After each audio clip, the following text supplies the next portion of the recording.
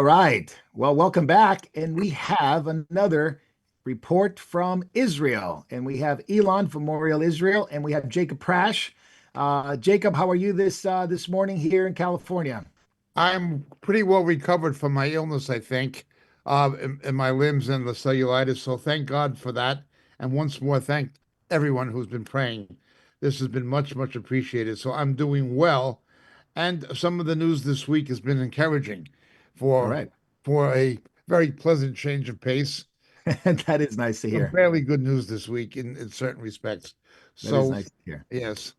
Well, thank you for being with us. And Elon from Israel. Elon, how are you this evening? Yeah, it's sweaty but fine. You It know, is getting warmer, the isn't it? always around about the 10th of June here or thereabouts, the humidity takes a hike upwards like hugely in a very short space of time. So Well, it's sweaty. It's about oh, 80%, 90% humidity now. So oh Yeah, man, the that's rough. Israelis say not lahut, nice. lahut. They say lahut, lahut. Yeah, lachut מאוד גבוה. Yeah. All right. Well, just start with this. Jacob, you want to take the first question for Elon? We got him about 20 minutes and lots of stuff going on, so I'll turn it over to you. I have two questions. My first one, though, is in the aftermath of I wouldn't call it a truce, but a ceasefire brokered by Mr. Trump, what is the overall assessment nationally of the damage done structurally? We know there was not a tremendous loss of human life, but there was a loss of human life, a number of casualties. But what was the overall damage structurally to Tel Aviv, Haifa, particularly Bat Yam, and also the economic impact of the Iranian missile attacks? Overall, what would the consensus be Wow. now that it's ceased? How bad, moderately bad, seriously bad?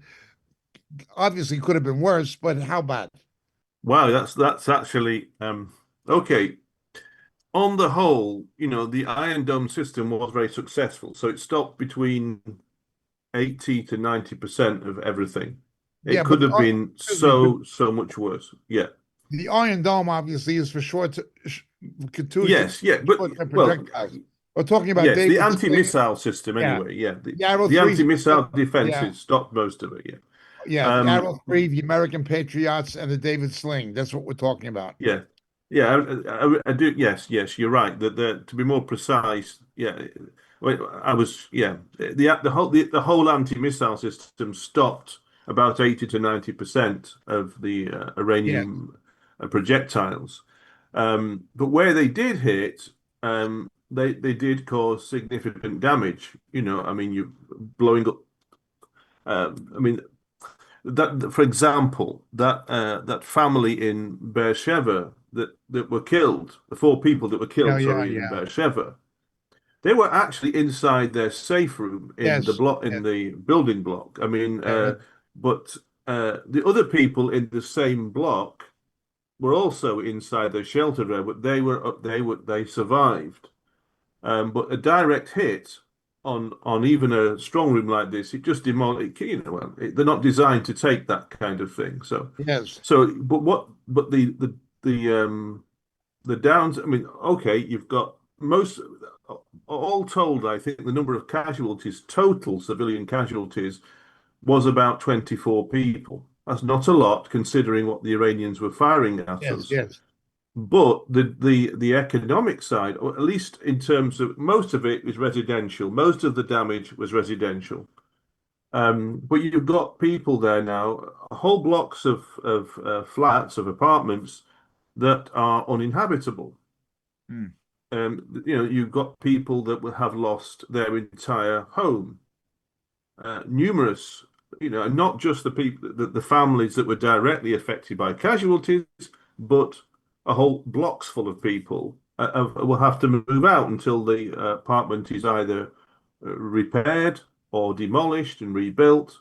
So that's I think I don't think so much the damage has destroyed our infrastructure so much, but it has certainly destroyed the lives of people for yes. a certain amount of time. I don't know if there's any government assistance in place to or also that Israel is in the middle of a housing crisis anyway. It's been in the middle of a housing crisis for some years. finding alternative accommodation for people can be difficult. Andy, real quick So, question on that housing crisis. Just a quick thought. Will this expedite the move that the government has already approved the settlements into the West Bank and Judea and Samaria? well, actually, I mean, this is a very positive. There is a positive impetus now. Of course, we have a friendly U.S. administration, and in fact, only today or yesterday they announced the expansion of a settlement in northern Judea, Samaria, Kidumim. And the idea is to really put facts on the ground now, while to strike while the iron is hot, make hay while the sun shines, so to speak, and assert um, sovereignty in a way that was not allowed before. I think there was a kind of realization generally that Oslo was a failed idea. It's dead completely, and we should just get on with the job of asserting Jewish sovereignty. In fact, interestingly enough, I don't know if you've seen the report. I think it was it Ben Gvir was on the Temple Mount. This is another connected thing. It's Yes. yes, it's Ben Gvir. Yeah, Itamar Ben Gvir orders singing to be allowed on the Temple Mount. It says for the first Yes. time in years, Jewish visitors to the Temple Mount are allowed to sing and dance freely throughout the holy site. So this Wow. is a dramatic shift. Indeed. I mean, at one point you were never even allowed to look like you were praying. Yeah, This yeah, this is not too long this ago. is, yeah, this is huge actually. This is huge. Um, we know where this is going to go, of course, but this is a major step forward. Yes. Um, I don't know how much time we've got left, before the temple is rebuilt, but we know where it's going. But this is a huge thing. I was really shocked, but I you was can astounded see, when we were up there. I was astounded to see how much things had changed and see the freedom that Jews had in terms of yes, access to everything except the Dome of the Rock, the Dome of the Rock area. I was absolutely yes, astounded. But now it's gone further. If they're allowing actual music and dancing, it shows you that the WAF is losing its grip. yes, yes. So we, The we are WAF living is in, the WAF, for those who don't know, the times WAF is of the Islamic shifting. Authority. The WAF is the Islamic Authority, technically, at least nominally, controlled by the government of Jordan that has custody over the Islamic holy sites on the Temple Mount, the Mosque of Aqsa, and the Dome of the Rock, or the Mosque of Omar. And they've been the ones who have been in contention with Israel and even with Christian tourists the most over the years, and they're plainly losing their grip. They have Yes, forbid and destroyed any kind of archaeological artifact found. They would destroy it to try to erase any historical suggestion or any evidence of a previous Jewish presence. So they are losing their grip. That is for sure. If this is happening, yes. This ties in with a number of something else on the same kind of subject matter. There was a report just today. I think it was. Hold on a second. I have to just refine this. I had. Let me have a look. It was basically it was a report stating from the. I think it was from the chief of staff, and he was saying, now there will be a new doctrine, you know, of not basically he was saying they're not going to tolerate any messing about anymore. It'll be the doctrine of a strong Israel that will react very powerfully and will not be like the craven kind of capitulation things that we've had in the past. Um, we're seeing. They said basically that the Operation Rising Lion was just yes, the taster, just the and there is also there was some more reports on because at the moment there is still some uncertainty about what because of course the regime in Iran hasn't been removed. yes, Um, but so there is some uncertainty about how this is going to play out, whether um, whether the regime will be permitted to remain and just be kept on a very, very short leash. But Israel has got such dominance now over the airspace over there. It could be like playing whack-a-mole. If anything sticks its head up we don't like, we just whack it. Yes. So that or there may be a collapse of the regime, and something new will take its place. It's not certain yet, but whichever way it goes, Yeah. Israel will want to project strength into it, not Yeah. not just to let it all, not to passively sit there and Yeah. let events overtake us. That those days are over. And also, you get the feeling with, that this whole, when you look at the whole picture with like the expansion of Jewish sovereignty into Judea and Samaria, this Temple Mount, the dealing with Gaza, and all of this, and the Well, way that Iran has Judea and been Samaria, subdued. Judea and Samaria, sorry, Elon. Judea and Samaria, for Yeah. those who don't know, is the West Bank. Yes, yes. But yeah, I think also, Bibi, he's not getting any younger. I think also this is the time when he wants also Yeah. to leave his legacy, which is a stronger Israel, a more confident Israel, and he's taking the opportunity to do it while we have a friendly U.S. administration. Yes. So that kind of that's the sort of things that I can see from the takeaways that I would see from this week, what I've seen in the news anyway.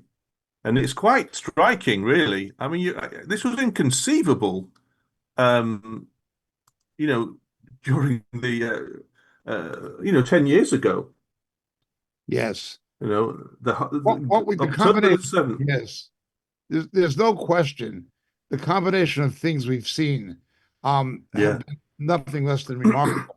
Certainly the Yes. combination by Mr. Trump of the nuclear enrichment capacity of Iran, which Khomeini tried to deny, but yesterday the Iranian foreign minister admitted happened. So you now have Yes. a public disagreement of opinion between the Islamic mullah theocracy and so-called and the secular government of Iran. That's to begin with. The Iranian actual secular government or admitting the damage was done, going of course against both Khomeini and against CNN. So that is one thing. But what happened to Hezbollah? Everyone was so afraid that they had 250,000 projectiles. They could hit anything from Eilat to Tel Dan, from the north to the south, and how fast it folded like a cheap suit, especially with Yeah. those assassination with the incendiary devices planted in the cell phones and That so was forth. huge. Yeah, and then of course Yes. what happened to Hamas, and then of course the Houthis is still ongoing, but um, how fast Iran has lost its power and the setbacks it's been, particularly for Iranian-controlled proxy terror in the region, it has changed the equation dramatically. On the teaching Yes. that Marco or the video that Marco and I did on the webcast, the Memorial TV, on the aftermath of the 12-day wars, it's being called over here anyway. Right. Yeah.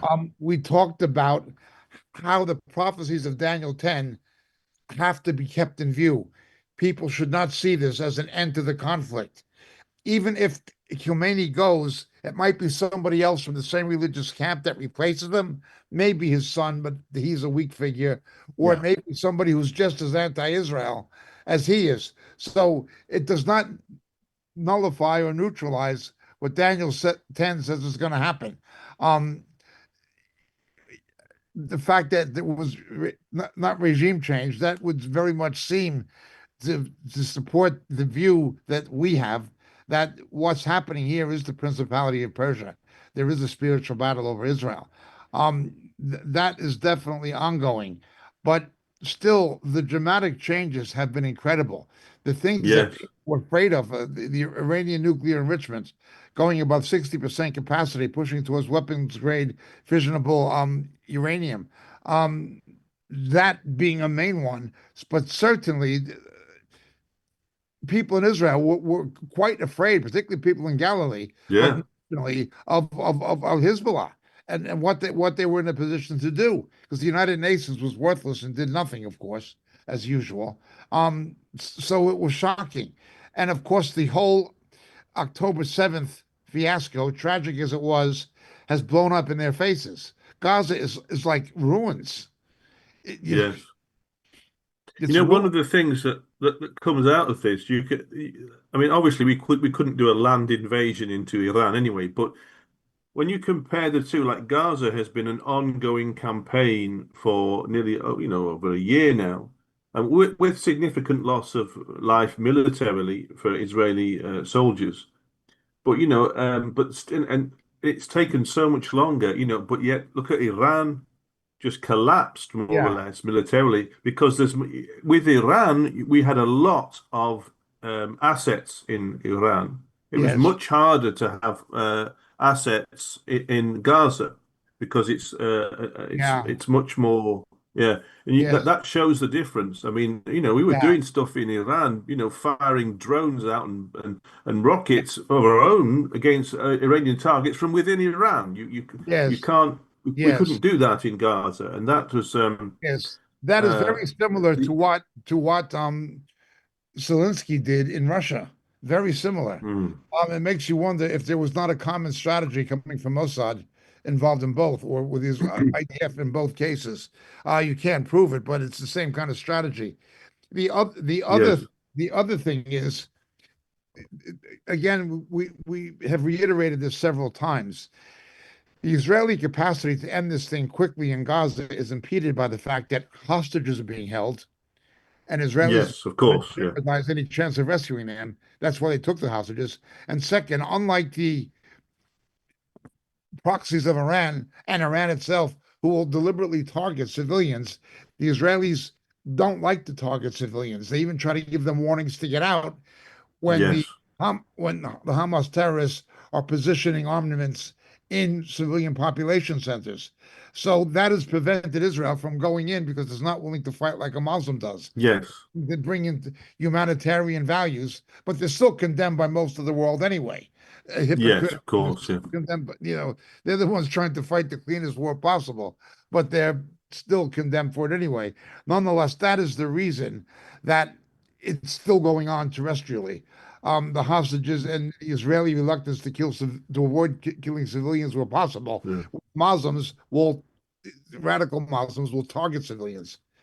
Yes, also in Iran, you've got a much larger proportion of the population that Yes, really, really hate the regime. yes, Whereas in Gaza, you've got about 80% of the population who will actually vote for Hamas. important. Yes, And Yeah. it's so there is a difference as well in there. So that's yeah. Hmm. Andy, as we wind down, we got a few more minutes to go. I just wanted to ask you, according to the new plan that Trump has rolled out, which it's going to be, they're going to call it the deal of the century 2.0, or they're going to expansion Is of the this the Abraham anti-terror. Alliance or something?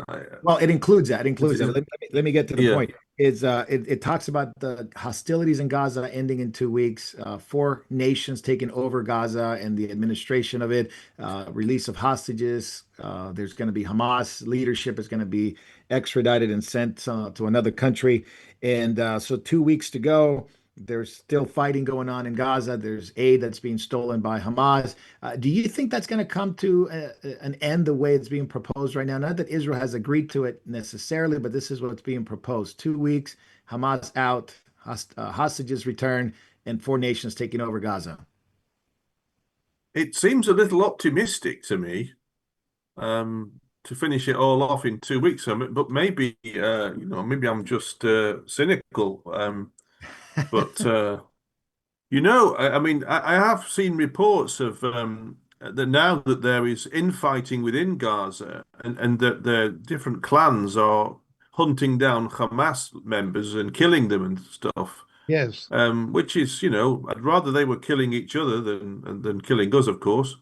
And that's not a bad thing. I hope that the population takes revenge on Hamas, really, because they're absolutely vile, and it saves us a job, doesn't it? But I can't. Well, maybe we'll be pleasantly surprised, and things will be more sorted out in 2 weeks, but it seems a little optimistic. Well, Um, obviously the parents and families of the hostages would welcome anything that would bring the hostages back. yes, of course, You there know, is that. Yes, there is that pressure for the government to accept. But do you think the other ones are acceptable within Israeli thinking and government? that is a at the moment, I don't really know the answer to that. Okay. All right. This is all very new in a sense, so at least I mean, I only heard about briefly about this morning actually uh, from my wife, and I thought, what? Yeah. I mean, but the idea of handing Gaza over to an international jurisdiction of selected Arab nations, it's actually it would be a major, what's the word, relief, I think, to some extent. We wouldn't get blamed for everything that happens there then. And to be honest, they'd probably be a lot harder on Yes, the yes, on the population than we would, because they will do things that we get condemned for, and no one Right. would bat an eyelid.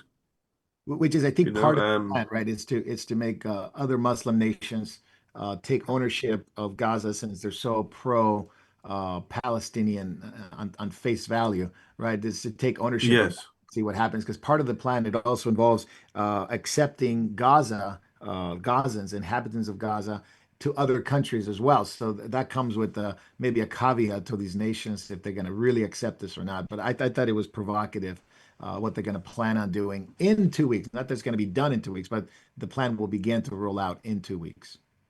well, it certainly sounds interesting, doesn't it? You know, Yeah, yeah, and I it of mean, course it expands into other areas like the Abraham Accords, but we can talk about that probably next week when we get together again. We're just about rolling out. Jacob, any final thoughts to or question to very, answer? Yeah, very briefly, hopefully. Elon, one question. In America, Mr. Trump supporters, the MAGA people, and so forth, are viewing what is happening legally to Mr. Netanyahu in Israel as the Israeli equivalent of American lawfare, misuse of the judiciary, politically motivated prosecutions instead of elections to try to remove Mr. Netanyahu for power or to weaken his base politically or electorally. Um, and Mr. Trump has actually spoken to this. Is this being seen that way in Israel? And is there I resentment of American interference in the internal judicial affairs of Israel? well, I would say definitely this is perceived as as nuisance, as a deliberate nuisance. I mean, there's a long history in this country of judicial overreach and justice that justice is stepping, contradicting basically the democratically elected government Yes, and undermining laws and legislation and all kinds of stuff. And there really is, this the justice system is riddled with radical leftists, yes, and they're a major nuisance actually. And you remember, was it only last year or the year before, Bibi was trying to reform this yes, and it's a huge problem over here. Hopefully it can get sorted out. But there was all these crazy protests all over the country. You remember those, and all this, the yes, not BB movement, anybody else but BB movement, and yes. all this kind of thing. It's just, and you found a lot of these protesters were also, just as in the US and in the UK, they were paid to turn up and cause Really, same disruption and all study. kinds of things. Yeah, yeah, it's probably funded by Soros or some of his people as That would not well. surprise me. That wicked man, he really needs to, Oh, he you is. know. Just the same as Sherman Adelson's estate funds Mr. Trump politically. His estate also probably funds Bibi. They own, is the Idiot, I don't know, it's one of the major Israeli newspapers, the right-wing Oh newspaper. yeah, that rag, yeah, Is that a yeah. right-wing paper or left-wing? Well, it's supposed to be. Some people described it as a centrist paper. No Ah, way. No, it's not. it's not as radically loony left as like Haaretz or Yes, something like that, but yes, yes. it's a despicable little rag though. I mean, yeah, I wouldn't Okay, read it. I wouldn't hang it on a nail in my bathroom. okay, You know what I mean? okay. One last Uh, you question. know, Because it's dragged on so long, initially there was a sense of national outrage and a demand for blood or accountability that the October 7th attack took place, catching Israel by surprise in the same fashion as the Yom Kippur War did in 73, for those who are old enough to yeah. remember that. Has that died down, or is it still there, or something simmering under the surface, waiting to resurface again once the war is over? Are there people who still want a day of accountability? Hmm. That's um that's a tough question actually. I mean, it ended the Korean Golden Meir, I- didn't it? yes, it did, It brought Begin to power, um, and it I caused think. Diane to shift parties even. Can something that I, seismic happen in Israel? well, it certainly shunted the nation rightward. Yes, Definitely, I mean, a lot of people's eyes were opened. I mean, so many of those people that were slaughtered, yes. or a lot of them were people that were Left-wing kibbutznik. peaceniks, and Yes, they were, yes, yes, yeah, they were supportive of having people from Gaza in yes, to work yes, in their factories, kibbutz, and all the rest of it, and they got a very nasty shock. And of course, there has been to some extent some internal reckoning. They replaced the IDF chief of staff. They did some other stuff as well. Some heads rolled, thankfully, within Israel and yeah. They within did the that with David Ben Lazar in 1973. They found yeah. military scapegoats, but Yes. Well, I mean, the fact is, though, I mean, oh, of course, there was also all of that stuff to do with the people within the Air Force that yes, were kind of on strike when the October the 7th attack happened and all kinds of stuff. And I think that there's a much lower tolerance threshold for that kind of behavior now, since because it costs so many lives. yes, Um, it has been a wake-up call. It's yeah, amazing how it's propelled things, all of this. That awful, terrible tragedy has actually radicalized, and I say, and I don't mean in the Islamic fundamentalist kind of, but it's radicalized the nation. Oh, it's not the word. And it's just provided a whole new um, it's like it really October the 7th was like the blue touch paper to set the rocket off. You know, yes.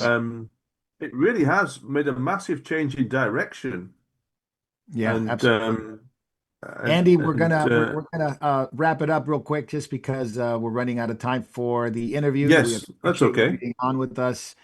Thank you so much for hanging in with us this evening, letting us know what's going on in Israel. Very, very good stuff, very provocative stuff, and I'm sure our viewers will find it very interesting what's going on in the aftermath of Iran war and whether or not the regime will change, whether or not Gaza is going to be in 2 weeks. There are going to be some radical changes there in Netanyahu's case. So lots of stuff to keep us posted, which means they're going to have to come on again. So I appreciate that.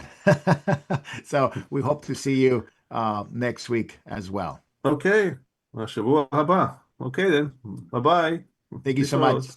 God bless you guys. Bye. Bye.